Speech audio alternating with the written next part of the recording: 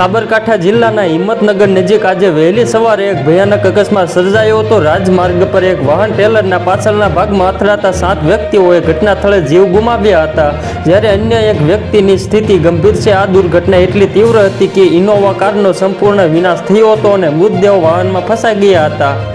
પરિણામે બચાવ કાર્યકરોને ગેસ કટરનો ઉપયોગ કરીને કારના અવશેષોને કાપવા અને મૃતદેહોને બહાર કાઢવા માટે ફરજ પડી હતી। તમને જણાવી દઈએ કે ગઈકાલે મંગળવારે મોડી રાત્રે હિંમતનગરમાં મોડાસા કડવા પાટીદાર સમાજવાડી સામે એક ગમતવાર અકસ્માત સર્જાયો હતો, જેમાં હિંમતનગર સહકારી જીન પાસે ટ્રેલર પાછળ એક કાર ધડાકાભેર અથડાઈ હતી, જેમાં સવાર લોકો શામળાજીથી અમદાવાદ આવી રહ્યા હતા। અકસ્માત એટલો ગંભીર હતો કે કારમાં બેઠેલા 7 લોકોના ઘટના સ્થળે જ કમકમાટી ભર્યા મોત નીપજ્યા હતા, તેમજ એકની હાલત ગંભીર હોવાનું સામે આવ્યું હતું। હિંમતનગરમાં સહકારી જીન નજીક આજે વહેલી સવારે આ દુર્ઘટના સર્જાઈ હતી।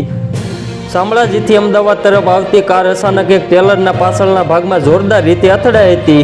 આ ઘટનાને કારણે રાજમાર્ગ પર અવ્યવસ્થા અને ગભરાટનો માહોલ સર્જાયો હતો। હાલમાં એક વ્યક્તિની સ્થિતિ ગંભીર છે અને તેની સારવાર ચાલુ છે।